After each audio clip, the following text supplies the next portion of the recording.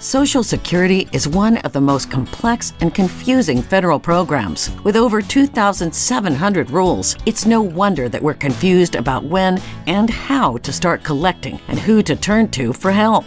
Welcome to Social Security Answers from the Experts, hosted by Martha Shedden. In this podcast series, Martha meets with professionals to provide you with the answers to questions about this most important financial decision. And now, here's your host, President and co-founder of the National Association of Registered Social Security Analysts, Martha Shedden. Welcome to our podcast. I'm Martha Shedden, and today I am so pleased to have a very special guest with me on the show, Bill Arnone.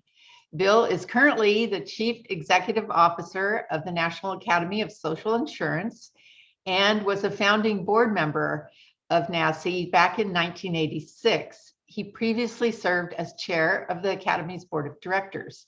Nancy Altman, who was a founding member and current Academy board member, said, having known Bill since the mid-1980s when Bob Ball asked both of us to join him in creating the National Academy of Social Insurance, I've witnessed firsthand Bill's many talents and strengths.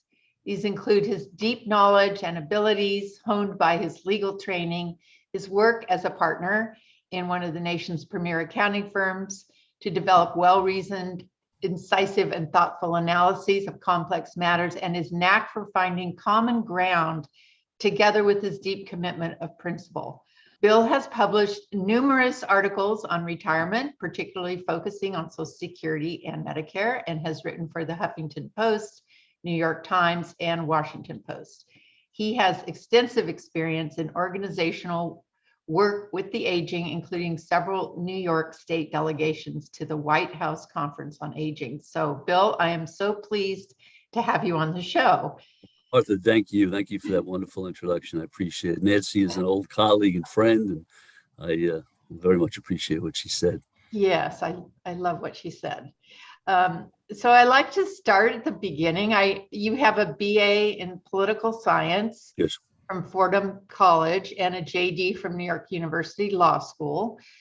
Where did your interest in political science and law start? Were you planning to practice law, or what were you thinking when you first went to college? Yeah, it was clearly politics was an early passion of mine. In fact, you can see over my shoulder a bust of Robert F. Kennedy. I had the privilege of working for him when I was a sophomore at Fordham. Political science major.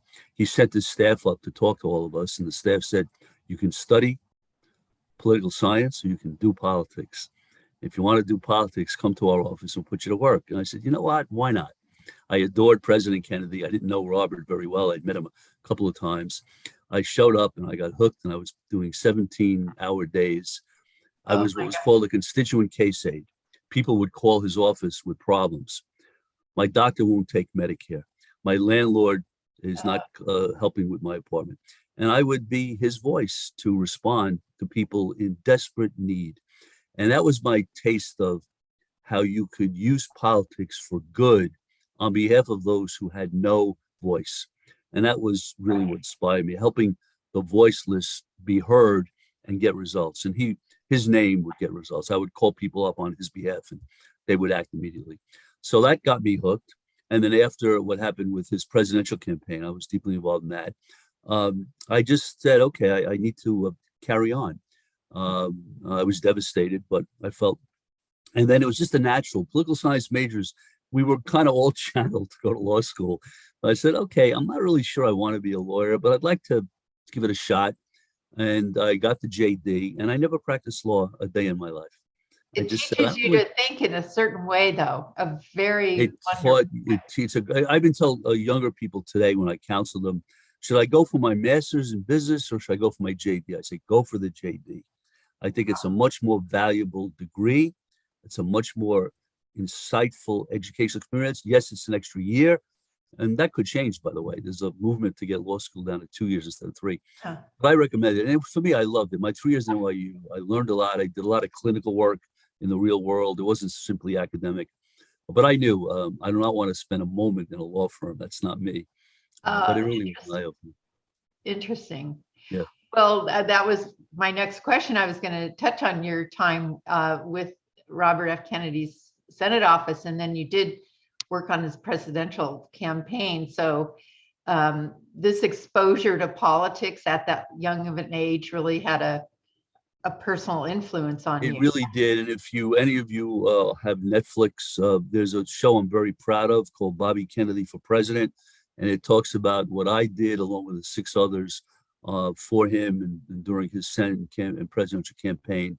It's 4 hours, but I recommended them. It's still out there. Netflix usually purges these programs after a year or so, and mine is still on there. I'm very proud of it. But it's a good look at what was going on. Not so much Robert Kennedy or me, what was going on in our country back then. Right. My daughter will often say, "Daddy, has it ever been this bad?" And I go, "You want to hear bad? Let me tell you about 1968. That was bad. In a way, this is bad in a different sense.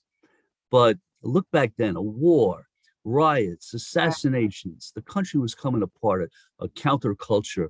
We've been through a lot as a nation. And I think we have to learn from history. How did we get out of it? And what does it mean going forward? Hopefully that's going to be helping us now. I think so. Yeah. So then early in your career, you were National Director of Financial and Retirement Planning Services for Buck Consultants, and you had a 15-year career at Ernst Young, where you were responsible for all facets of retirement, financial education, and counseling in employer-sponsored programs. Why did you go to Ernst Young? I think of them as an accounting firm. And was that just an opportunity for you to work in retirement income policy and planning? First of all, Ernst Young has the biggest tax law practice in the country. People are shocked because it's not only accountants. But my career at Buck, I was an attorney working with actuaries. At EY, I was an attorney working with accountants. So the 3 A's kind of do go together, actuaries, accountants, especially when it comes to Social Security. Those 3 disciplines are intimately involved in Social Security policy. So it was a natural. I thought after working for Robert Kennedy, and then I spent the bulk of my first part of my life in public service, government programs, I thought I'd be a lifelong government employee. But then Ronald Reagan got elected, and a little voice said to me, "This may not be the right time to be in government." So I put a toe in the consulting waters at Buck, and 30 years later, I got out. But I really enjoyed being in the private sector, and a lot of the work I did was to help rank and file employees of large corporations understand things like Social Security, Medicare, unemployment insurance, 401k plans, pension plans, all the ingredients that go into what we call financial well-being.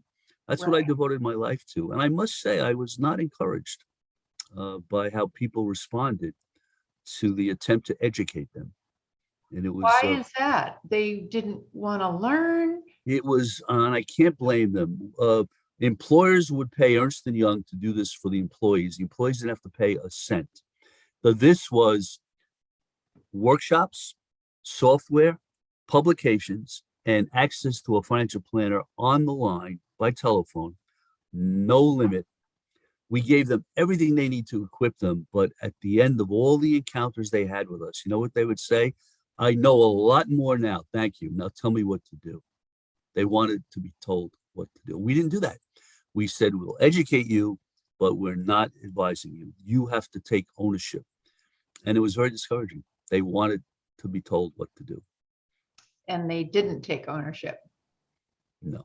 One of the things that haunted me was, when all is said and done, what difference did we make? And I would ask clients, I'd like to think that we're having an effect. We do evaluations after each encounter. The employees rave about us. I said, but has their behavior changed? I couldn't get one corporate client, these are the big boys, Fortune 50, to do a study on what the employees do after they encountered us. They would say something like, "I'm going to put more money into my 401k. So I said, "Well, I want to know, did they?" And we could never find out. And that was haunting me because, I'm a realist. I want to know, did they just say things to be nice, or did they do something? And we couldn't tell. And that was a real flaw, I thought, in the whole employee well-being approach. It doesn't go to the of complete accountability for results. Right. I mean, you see it today in the lack of retirement savings and the whole experiment of having our self-employment, self-funded retirement. I mean, that's just not working. And I started my career at Buck in 1981. That was the year the 401k provision was discovered. It was revolutionary, the defined contribution revolution. But I remember saying it works as a supplement to a defined benefit plan. But should it supplant a defined benefit plan? You could hear from the tone in my voice. My view was absolutely not. It can't be either or. It's got to be both, working in tandem, and then Social Security being the other component. So I think the revolution got off to a false premise, and I think we've paid a price in terms of retirement insecurity. The 401k experiment, if I had to judge it, I would say it was a failed experiment.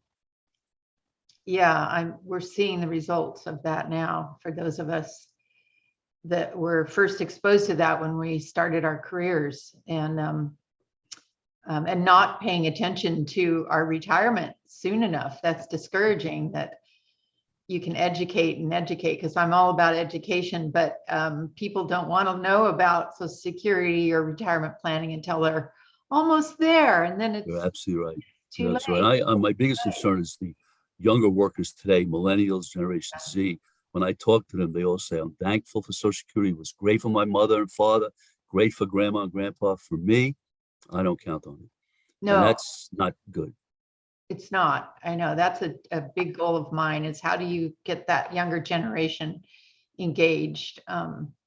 So tell our listeners and me about the National Academy of Social Insurance. What's its purpose? What were you thinking in 1986 when that was formed? The initiators of it, these are legends for anybody who is listening or watching and has kept up with Social Security policy. We had legends. Robert M. Ball, Social Security Commissioner through several presidents, totally bipartisan. He could talk to Republicans and Democrats, bring them together. He was our model. He was our founding chair. We had a guy named Robert Myers, the premier actuary of his time. And just to show you the two Bobs, how different they were, Bob Ball was Mr. Democrat. Bob Myers was Mr. Republican. So the Academy got off to a truly bipartisan start. We had Wilbur Cohen, the godfather of Medicare. We had a woman, Elizabeth Wickenden, one of the unsung heroines of Social Security in the United States, who had her hand in everything but never wanted visibility. We had a guy named Bert Seidman, Mr. Labor.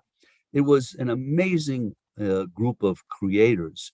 And here I am with Nancy Altman, with a guy named Eric Kingson. We're these kids who were saying, what are we doing in the room with these legends? But they were haunted by the boomer generation. Bob Ball said to me, you boomers don't get it. And if you don't get it, you're 76 million. These programs are in trouble. Here we are saying the same thing. 80 million millennials.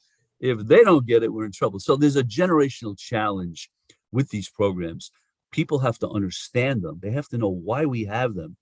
I say, imagine a world without them. And then how do you keep it going? And that's the challenge. Every generation has this challenge.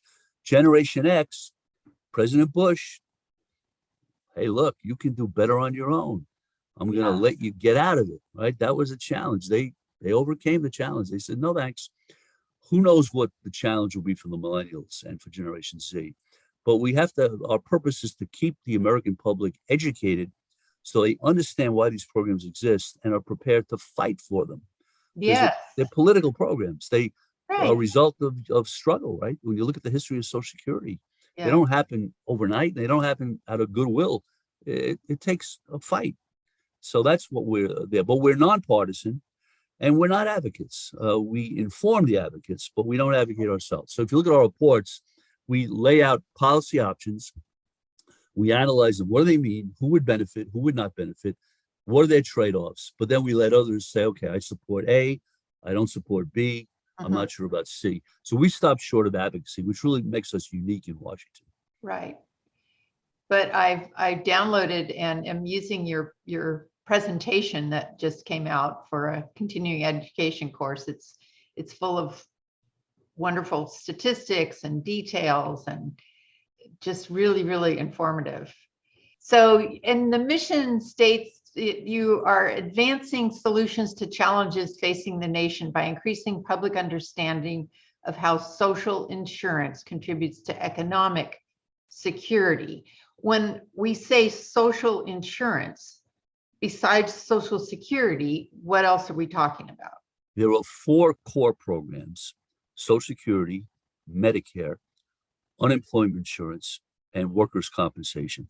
Okay. Those are the 4 pillars of social insurance in the United States. Now we, because we're forward-looking, we issued a report in 2017, and we had a section called New Frontiers in Social Insurance.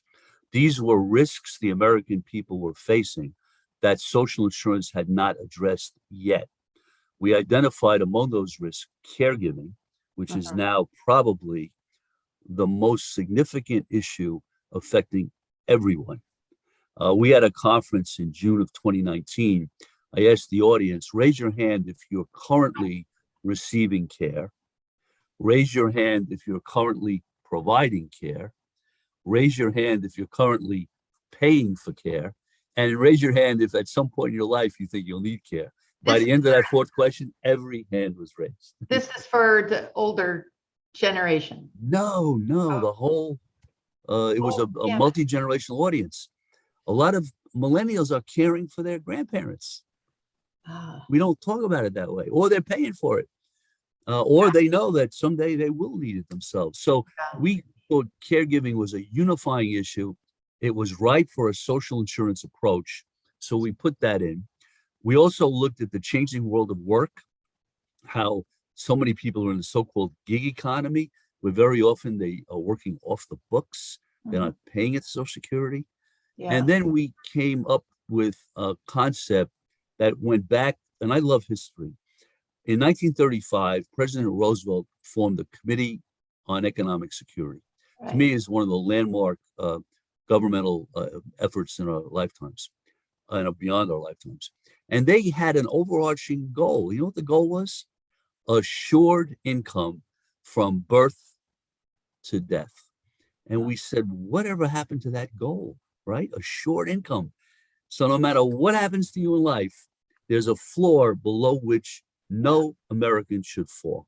So we've made that an overarching framework of everything we do, is the aspirational goal of providing assured income from many different routes: Social Security, SSI, 401k plans, income tax plans, healthcare, so that every American knows, okay, no matter how rough life is, I'm not going to fall below a certain floor. And that's what we're trying to promote throughout the country. That is just such a wonderful goal. I wish that were true. It's aspirational. It's not easy. We'll be issuing a massive report early next year. We have an economic security study panel. Their mandate was to, how do we get there? It's going to be, I think, a very eclectic report. It's not ideological, but it's driven by this notion of the ultimate goal being assured income at every stage in life, not only the elderly. I hate to use the word only because elderly is important, or not only children, but at every stage in life. And we can do it. I'm convinced as a country, we can do this. Good, good. So what do people misunderstand about social insurance programs and how they contribute to both individual and collective economic security? Right. I think they make 2 extreme mistakes. On the one hand, they think it'll do everything. On the other hand, they think it'll do nothing. The truth is in between. Medicare is a good example. People say, well, once I'm on Medicare, I'm going to have all my healthcare covered. Well, guess what? No program covers it all. So part of it is dispelling the myths. You know, the Will Rogers saying, it's not what I don't know that's the problem. It's what I know that's absolutely false. That's the problem. And a lot of people say, oh yeah, I know I can get Social Security at 60. No, unless you're disabled. Or Medicare pays for long-term care. No, it doesn't. So we have to get people to unlearn what they really never learned. They just assumed. To me, that's a huge problem in public understanding. So it's 2 extremes. the extreme where they say, I'm not going to count on it for anything. And when I was at Ernst Young, I would talk to financial planners. You know what they would say to me? We start the planning process by saying to our clients, let's not include Social Security at all. And I said, how could you do that? I mean, to me, that's almost malpractice, right?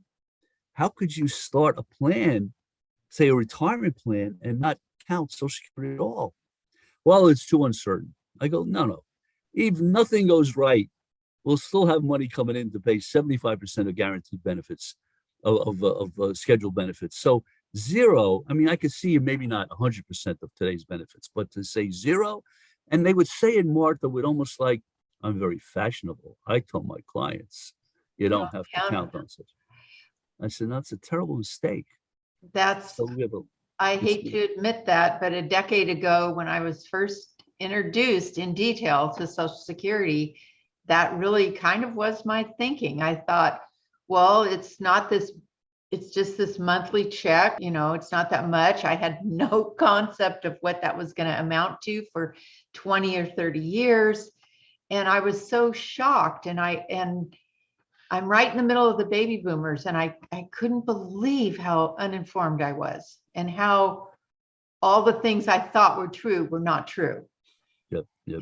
But to me, the biggest myth is the millennial myth. It's not going to be there for me. Right. It's running out of money. And the media doesn't help. No. Every year, the trustees come out with a report. The media focuses on the trust fund. The trust fund is not the whole program. They make it sound like trust funds are gone in 2034. Goodbye, Social Security.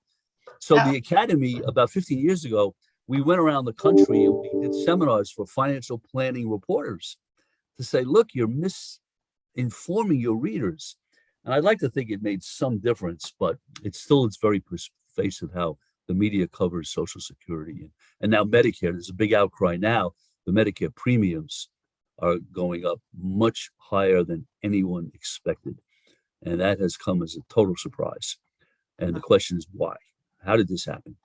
And I must say, this is a big concern because it's scaring the daylights out of people. Yeah, well, healthcare for retirees is the scariest thing that I talk to clients about. It's the biggest unknown. It's frightening. And related to that, my next question is about COVID. So on your website, you have a whole page dedicated to COVID-19's interplay with the social insurance program. So how has COVID-19 affected programs such as Social Security, and what does the future of these effects look like in your opinion? So the bulk of the Academy's work we conduct through what we call study panels and task forces. We are really good at convening experts with different perspectives. We established the COVID-19 task force as soon as COVID hit us.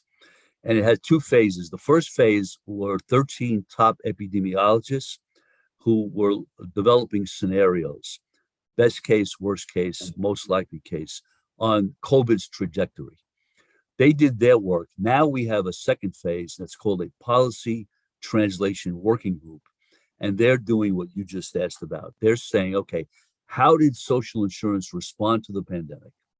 What were its pluses? What were its minuses? What did we learn? And what must we do in anticipation of the next big catastrophe? It might be another pandemic. It might be a cybersecurity breakdown. It might be a climate change disaster. It could be a terrorist attack. Big shocks to our country. Instead of being reactive, which we were in COVID, we were reactive. We have to be proactive. And this is what I love about the Academy, the ability to convene top thinkers who are working on this now. We'll issue that report sometime in 2022. I keep my fingers crossed it'll be in advance of the next big catastrophe. But I don't think anyone, Martha, doubts that there will be another one like this, or maybe worse. What we don't know is when, the dimensions of it, but we've got to prepare our programs to be more responsive. So that's really a major part of the work we're doing now. I look forward to reading that, that's for sure. In 2019, you collaborated with AARP in conducting a Social Security Policy Innovations Challenge. with the purpose of surfacing and disseminating creative and practical policy proposals that might improve retirement security. Without getting bogged down to too much detail, what were those proposals? How can retirement security be improved for those, especially who must claim Social Security early? Yep, that was the driving force behind the challenge, and now we have a task force on older worker retirement security that's fleshing out the different options. Here's the big challenge: we have millions of people in the United States who are working in jobs they can no longer physically, or in some cases, mentally do, Right. but they can't afford to retire. They're either too young to start collecting Social Security, or if they're at the age of 62, as you know, you take a severe reduction if you start claiming benefits that early. And they're not disabled based on the strict disability definition that Social Security uses. What can we do for this group? Because there's lots of them. I bet you every one of your viewers or listeners knows someone who's in a job they really can't do. They're kind of hanging on. Right. What can we do to get them some benefit to help them bridge the gap between where they are now and when they could start collecting a meaningful Social Security benefit? That's what we're focused on. Could it be changes to the disability insurance program? Could it be a concept called a bridge benefit?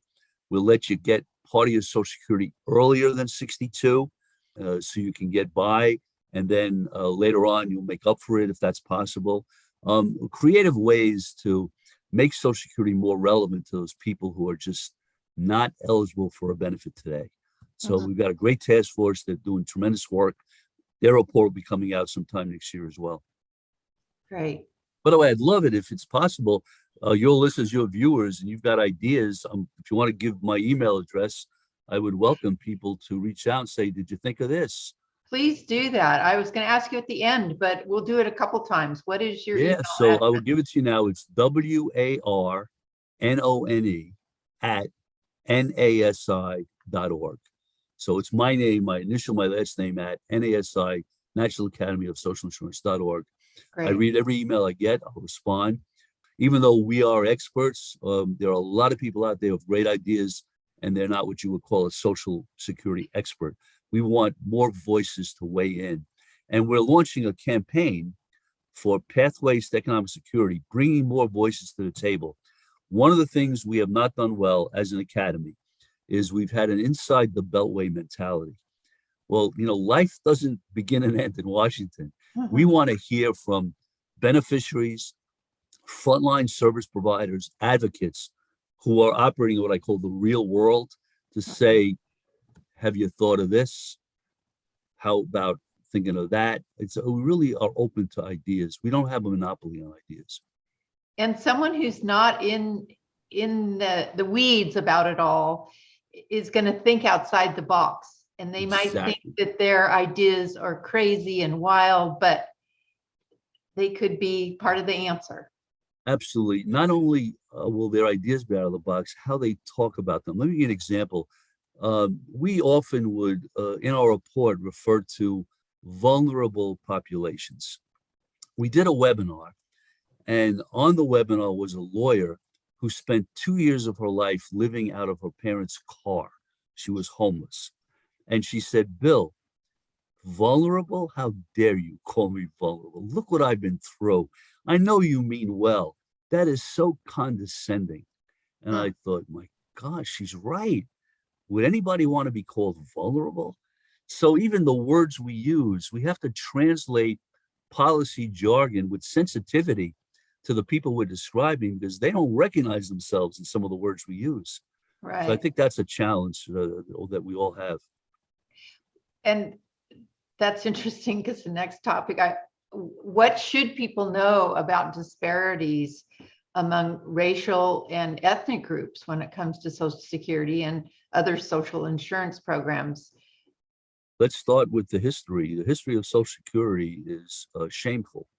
It began in 1935, deliberately excluding people of color. not explicitly, but they ruled out domestic workers and farm workers who just happen to be predominantly people of color. Now, you might ask why. There are a lot of different explanations. The bottom line was they were excluded until the 1950s. Talk about a legacy, right? Why don't I know that? It was one of those dirty little secrets. So Nobody they talked were about it. not, you said farm workers and who And else? domestic workers. They were excluded from Social Security. Now, some say Franklin Roosevelt had to get this passed through a Congress led by Southern Democrats, Oh, uh, and therefore he had to give in on things. But isn't that something? So talk about a legacy that needs to be overcome. The other thing we're finding out, and shame on us for not knowing this sooner, how little racial and ethnic data we collect about these programs. The first step to understanding how they affect people is collecting data based on race and ethnicity. It's either not collected, it's collected in such a way that the data are not reliable, or it's collected, the data are reliable, but the data are not used. So yeah. we are committed as an academy to make this a major priority in Social Security, Medicare, workers' comp, unemployment insurance. All these programs collect meaningful data based on race and ethnicity so we can address disparities more intelligently. We know they're there. We don't need data to let us know they're there, but we have to know them in a granular way that we can fashion policies that address the real problem. And we have a long way to go, even on something like that. Wow. So you are really experienced at looking at these issues, Social Security, in terms of that high view, the 30,000-foot view. But for individuals soon to be retirees listening, what do you believe they can do to improve their economic retirement foundation that they may not be thinking of? I think when you boil it all down to individual behavior, it is, first of all, understanding what is out there correctly. And our website can equip you. Social Security Administration does a great job providing everything you need. When all is said and done, let me just take retirement. I think it's fair to say, knowing nothing about anyone in particular, there are probably three things people are doing wrong when it comes to retirement. And let's take a 401k plan as an example. You have a 401k plan at work. I will bet you most people, number one, are not putting enough in it. They're probably saying, well, I'll put in as much as my company matches. Matches, yeah. That's not enough. And knowing nothing about anybody, I would say if you're not putting in at least 10%, mistake number one. Mistake number two, they're not investing it with an eye toward the long term. They're probably investing it in things that are safe in the short term, but provide no growth. And one of the things I would say when I was doing this for people, I'd say, Social Security is a retirement asset. It's a fixed income retirement asset. You've got a foundation. You can take more risks. That was a hard one to convince people. But I thought That's the first thing you mentioned before about the was it Ernst Young, that they Yep. were not. That's the first thing they should be talking about. It's most people's largest retirement asset. yes. So there's that question. They're not saving or investing in a way that makes sense. And the third mistake is they're using it for other things, some of which may not be bad. My first house was financed from my 401k plan. That was the best non-retirement use of my 401k plan I could have ever imagined. It got me equity, and it ended up a house that, upon the sale, it helps finance my retirement. So it's not so much hands off. It's if you're going to use it, make sure you're using it in a way that makes sense from a financial security perspective. A lot of people, good meaning, I got to borrow to send my kid to school. Well, you got to realize if you're doing that, it's a noble motive, but you're hurting yourself. And then your children may end up taking care of you. Well, I mean, a lot of people used to joke, my retirement plan are my kids. That's my retirement plan. Yeah. So I think people make those three fundamental mistakes. You can't blame them. I mean, we can't be in the blame the victim business. They're trying to do the best they can, but we have to equip them not to make those kinds of mistakes. And one good thing about Social Security is it kind of protects you against yourself. Those dollars come out of your paycheck. You have no voice in it. You might say, that sounds like Big Brother to me. Well, call it what you want. Without that, people would be asked on their own. Let me give you an example. Disability insurance. How many people have their own private disability insurance? Very few. No No. one wants to buy that, right? Social Security does it for you. It takes it out of your paycheck. So there's a role for social insurance to, some people call it compulsory. It is, but it's to protect you against yourself. And that's its historical role. And it's interesting because I have a conversation with my son about, oh, I could do better if I just took the money and invested it. Yes. Did the calculations, and I know I can do better. And I don't have a quick comeback for that, but I know it's wrong. No, none is wrong, but it's probably narrowly defined as do better. I can do better when I look at my retirement benefit for Social Security, but there's a survivor benefit, there's a Yeah. disability benefit. The other problem people have is I'm throwing this money away. I'm never going to be disabled. How do you know? It's insurance, right? When you insure your house against the fire, do you wish you had the fire so that the money got paid?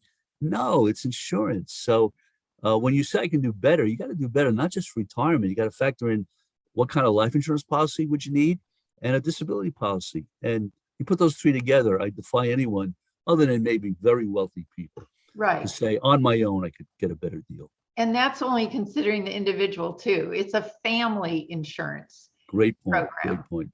And Robert Ball used to always call that, it's America's family protection plan. Yeah.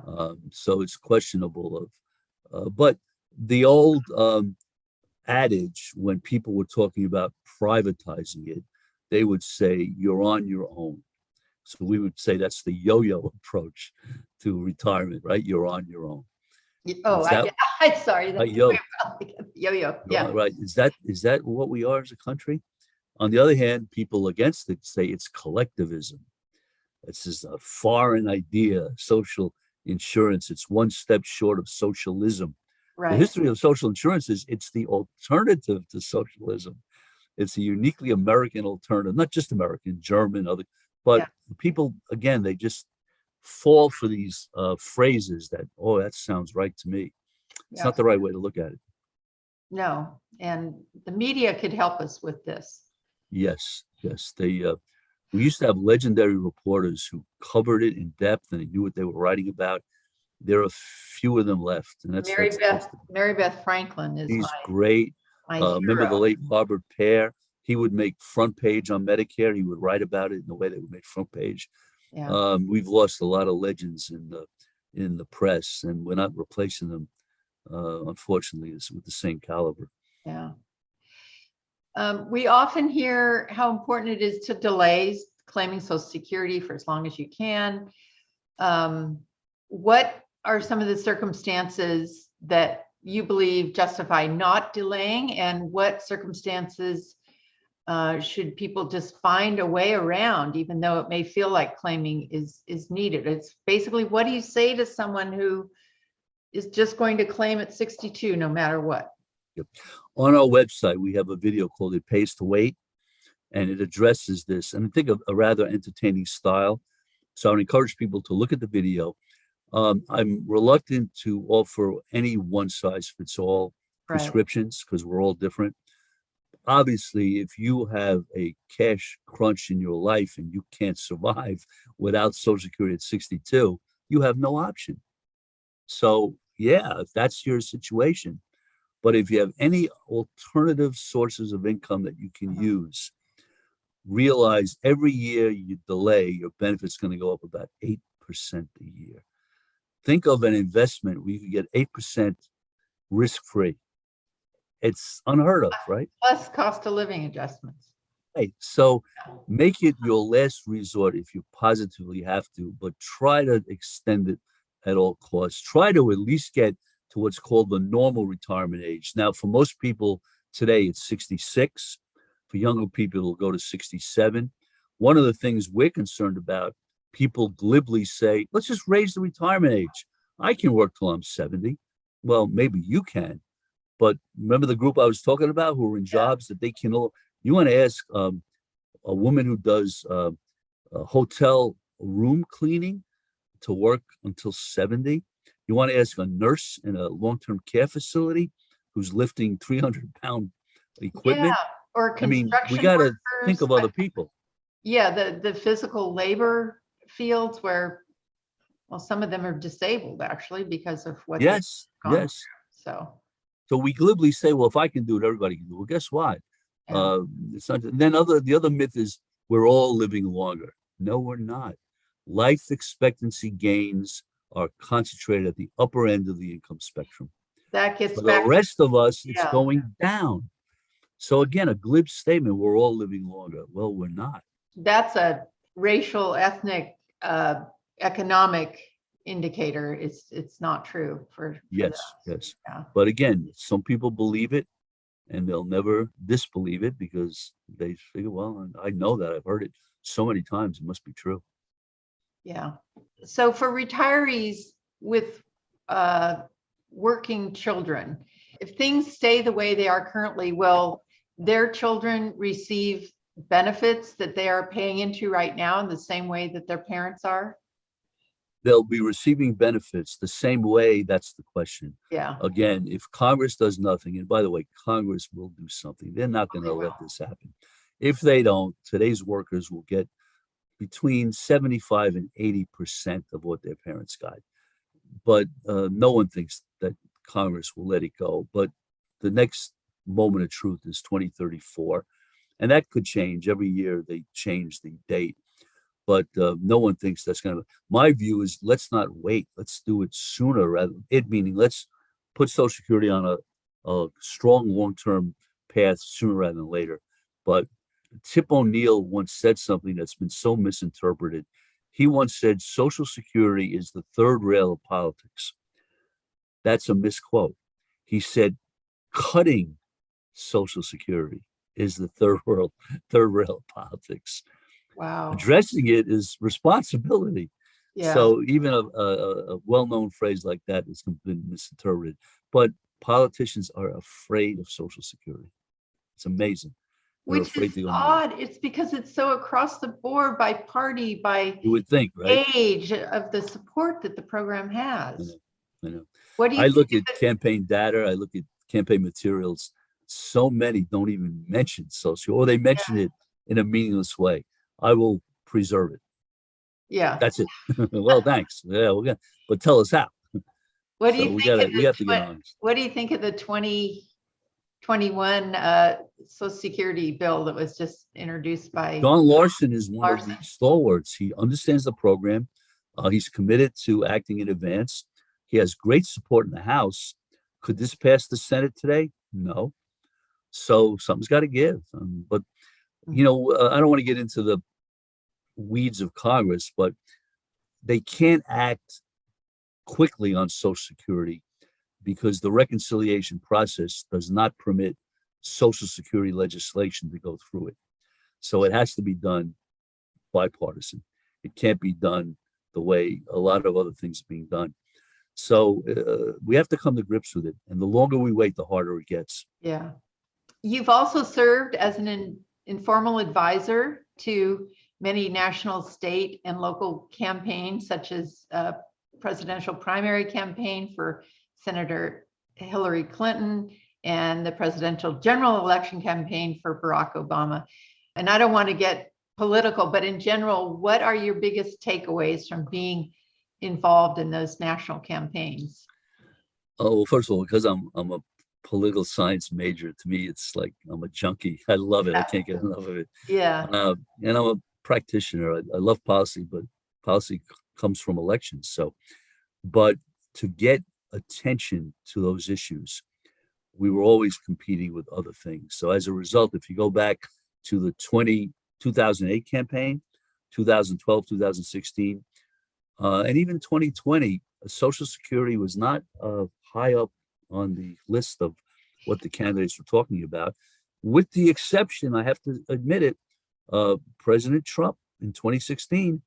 Unlike all the rest of these Republicans, I pledge to you I will not cut Social Security and Medicare. He got it. He got it. He knew this was a winning issue. Yeah. Who would have figured, right? Yeah. And up until a little bit of a lapse, he was true to his word. The lapse was a big one. He wanted to suspend paying into Social Security permanently. And we're like, wait a minute, that changes the program. It's no longer social insurance. So we actually got very active. Again, we weren't opposing or supporting. We were explaining Yeah. what does this mean? What does it do to the program? And I think people came to their senses. This is unrealistic. Yeah. Well, and now we're getting closer and closer to this deadline, 2033 or whatever it is. But I mean, we've carried on since 1983 Bipartisan Budget Act, and that's amazing, and it lasted that long. But yes, however, Bob Ball wrote a book on that, and he said this cannot be the model for making Social Security in the future. A commission is an abdication. Congress needs to do it through the congressional process. The commission was an 11th hour. Ronald Reagan was terrified. The Democrats were terrified, so they punted. And that's not, Robert Ball regretted it. This is not the way to make policy. We have to do it through the normal legislative process, not through a commission. But at the rate we're going, a commission may end up being the only way to do it. Yeah.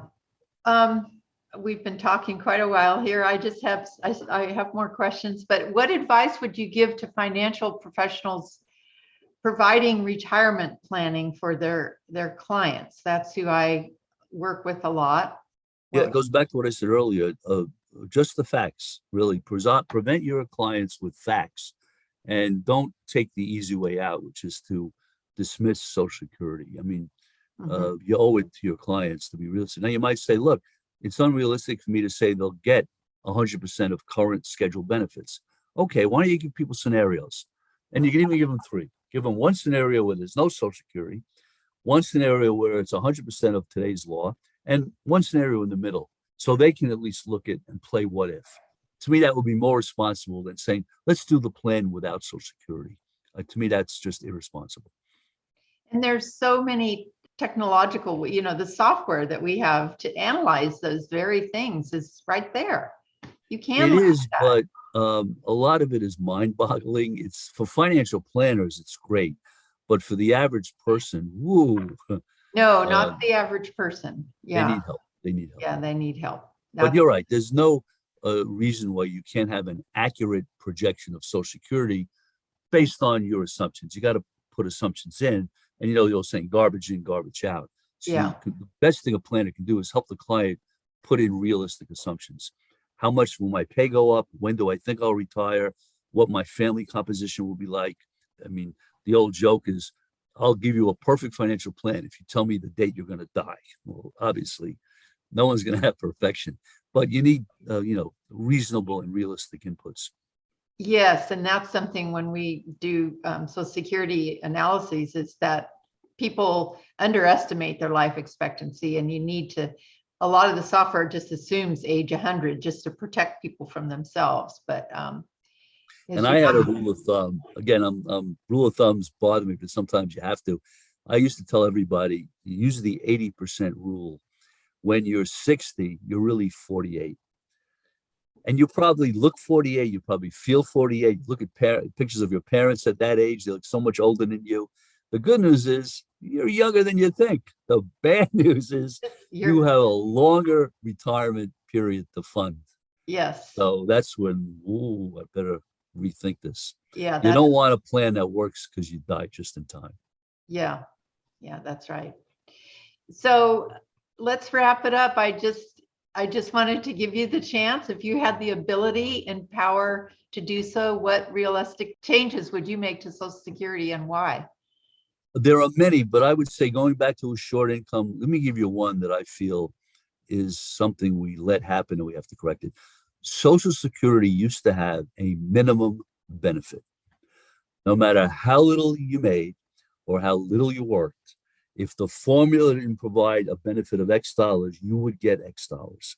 That's gone. That withered away. To me, we need to bring that back. And that will provide within Social Security this concept of a short income. No matter how bad things turned out, You're not going to fall below this floor.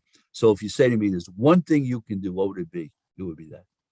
What about, would that still have the 40 quarters, the 10 years for having worked? Well, you have to vest. That's the vesting requirement. So you've got to at least be in the program. But First. once that happens, using 35 years of earnings, Yeah. for a lot of people, a lot of those years are so low, in some cases, 0 years. Yeah. You need an alternative to the formula that says below this dollar amount, you will never go. And to me, that will alleviate poverty, particularly for millions, not only today, but future beneficiaries, knowing they've got this floor below which they can't fall. Yeah. Last question. What is something that you can share that would surprise our listeners? That can be professional or personal, whatever you want to say, something surprising. Something surprising. Okay, you probably detected from my voice that I'm a New Yorker, but I root for the Los Angeles Dodgers. Uh-oh. I am a Dodger fanatic. Okay. We did not win the World Series this year, but wait till next year. That's interesting. Well, thank you so much. Let's state your email address one more time. Yes, Martha, first, thank you again for the opportunity. I'm open to hear from all of you. It's WARNONE at nasi.org. And please go on our website, sign up on the website. You'll get a monthly newsletter from us that'll keep you up to date on everything going on in social insurance. It always has a feedback opportunity too. We want to interact more with people in all ways of life, all professions. So we relish that type of feedback. Well, thank you so much for being on the show. Thank you, Martha. I appreciate it.